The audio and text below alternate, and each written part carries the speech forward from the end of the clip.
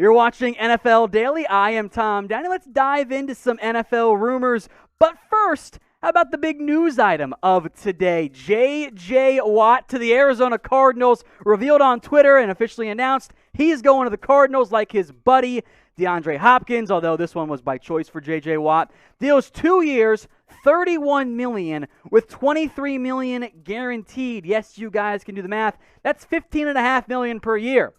I would say if this is not the highest bidder for J.J. Watt, it was very close to it. This is a significant boost for Arizona on the defensive front. That front seven got great play out of guys like Hassan Reddick after Chandler Jones got hurt, but now you, in theory, could bring back Reddick. Chandler Jones, who might be due for an extension restructure in the very near future as well. J.J. Watt pairs with him on top of that. It's a better defensive front for the Arizona Cardinals, if, of course, J.J. Watt can stay healthy. That's the number one concern around Watt in the NFL, and over the past 4 years, he's missed significant time.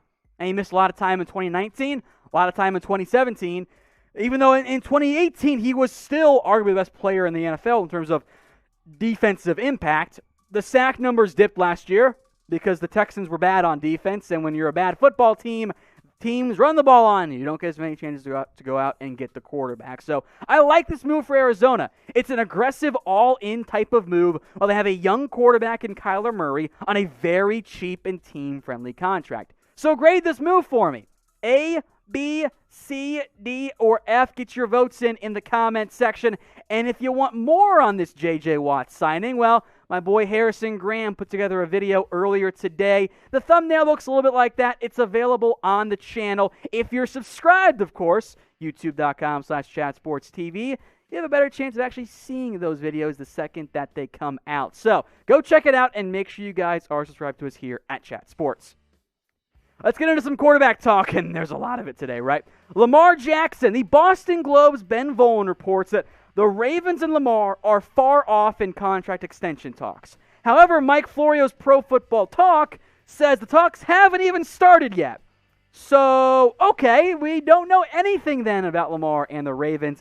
I do think it makes sense for these two to try and work out a deal, because the sooner you pay a quarterback, the more money you're going to be able to save as opposed to waiting.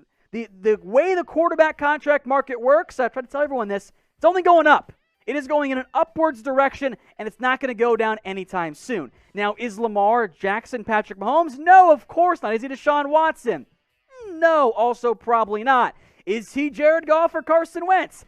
I would argue better. Guess what that means? You have, at least I think the Ravens think, a franchise quarterback, and that guy gets paid. And in the NFL, because quarterback is so valuable and the gap between having one versus not having one is so steep, it should almost be, hey, whatever we have to do to make sure we have our guy, let's make sure we get him paid. So I would anticipate Lamar Jackson's contract probably coming in around the Russell Wilson one. Because guess what? In 2 years or a year, that Russell Wilson caliber deal isn't even going to be top 5 at the position. That is how the market works. It's an overpay to start, and then by the back end of the contract, you go, oh, look how cheap this actually is. So with that in mind, what is the most that you would pay Lamar Jackson per year? This is going to be the pinned comment on today's video. So if you get the ad break here on YouTube, scroll on down and let me know. Let's talk to Deshaun Watson once again here. The Houston Chronicle Texans beat writer John McClain, no, not that one, says it's time for Houston to entertain a Deshaun Watson deal, and that's significant since this is at least viewed as the number one Texans insider. Now, the Houston Texans so far have rebuffed teams as they've tried to call and trying to explore getting Deshaun Watson. Now, McClain mentioned 5 teams, who we'll get to here in a second. The ones that he pushed as making the most sense, being the teams that the Texans should try to entertain talks with, were the Jets and the Miami Dolphins. The rationale being those 2 teams either A, have a potential franchise quarterback the Texans could get back, and or have a top 3 pick to draft one with. So for the Jets and Dolphins, if you're Houston and you're simply trying to maximize your return on Watson, and you're not really about sending him to a lesser team or out of the AFC altogether, the Jets and Dolphins do make the most sense. as a potential destination for Deshaun Watson. The other teams that McClain put together, the Carolina Panthers, of course, one that's been discussed plenty, kind of a homecoming of sorts for Watson. They seem to have plenty of interest, of course, as well. The 49ers, who, if you want to send them to the NFC, makes some sense, but they're drafting the latest of these 5 teams. And then the Denver Broncos as well. Now, as a reminder, McClain has said that Denver is not going to be able to get Deshaun Watson because Drew Lock and the 8th overall pick and first rounders, or the 9th overall pick, that's not the best offer that if Miami and New York got involved would be able to put together. Let's focus more then on the Dolphins side of it because there's another trade package that McClain put together, and it is expensive. Please do not shoot the messenger. This is not my idea. This is John McClain's idea. He put together this trade offer. Tua to Houston, of course, the number 3, number 18 overall pick, 2 second-round picks this year, number 36 and 50, and a quote-unquote high 2022 draft pick, so probably round 1 or round 2. That's a pretty significant haul for the Houston Texans to get back as part of a Deshaun Watson trade. Now, if there's a competitive trade market, if the Jets and Dolphins are all trying to get it and the Panthers are involved and the Niners and Broncos are all involved as well, you could see a massive explosion in the trade value. That's how you get the most for a player in a trade, is it if there is a competitive field and if there is a bidding war of sorts. So this is definitely a bidding war return for the Houston Texans. So who says no? I think it's a lot. To give up 4 top 50 picks in the same draft, plus likely another top 50 pick in 2022, that is significant. Now, I'm down to move Tua and those 2 first-round picks. I think Deshaun Watson is already what you would hope Tua ends up becoming. I know Dolphins fans don't like it, but in the end, I think they end up saying no on this particular one. But get your votes in. Who says no? Type M for Miami or type in H for Houston. It is almost St. Patrick's Day, so if you're looking for some St. Patrick's Day themed gear available, go over to chatsports.com/St. Patrick's. Do not worry, that link will be in the comments and it will be in the description.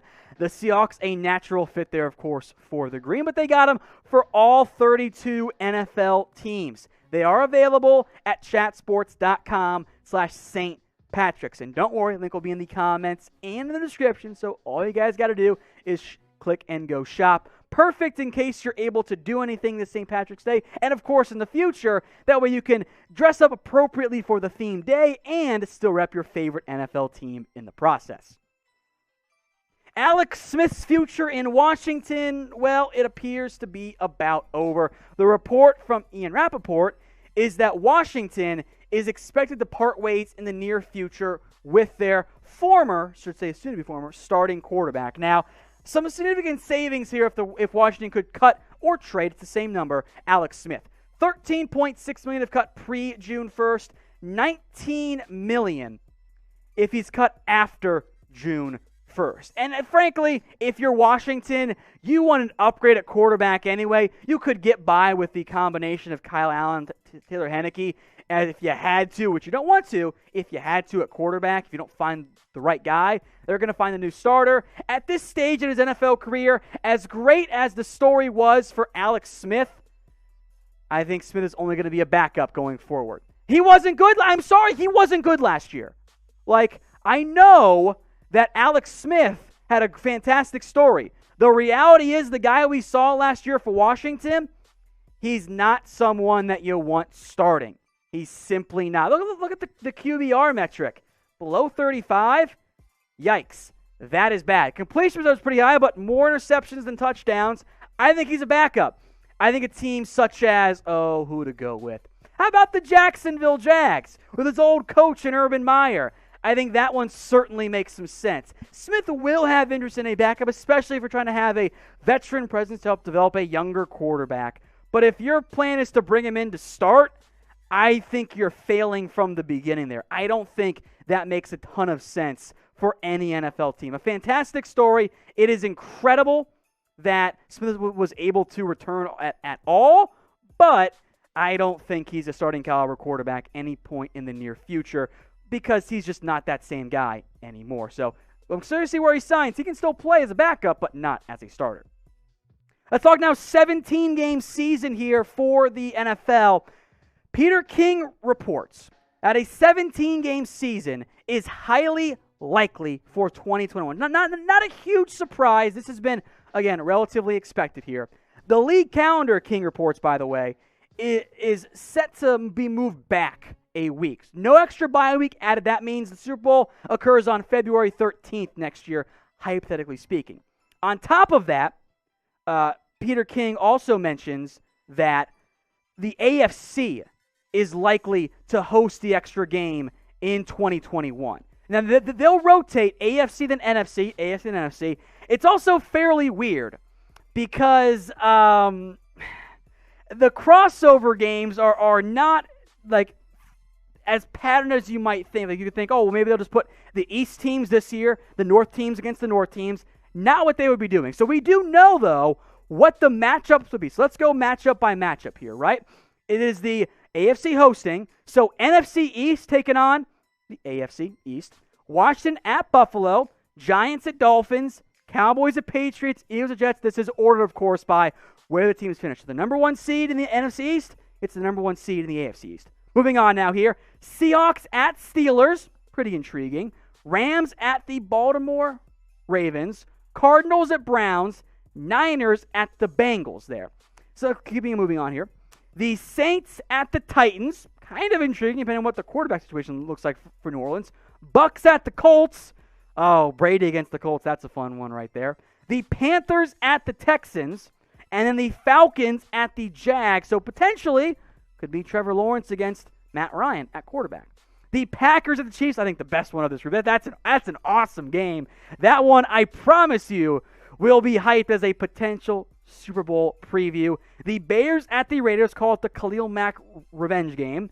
The Vikings at the Chargers, and then the Lions at the Broncos, which exists. Not the most sexy matchup, if we're being honest there.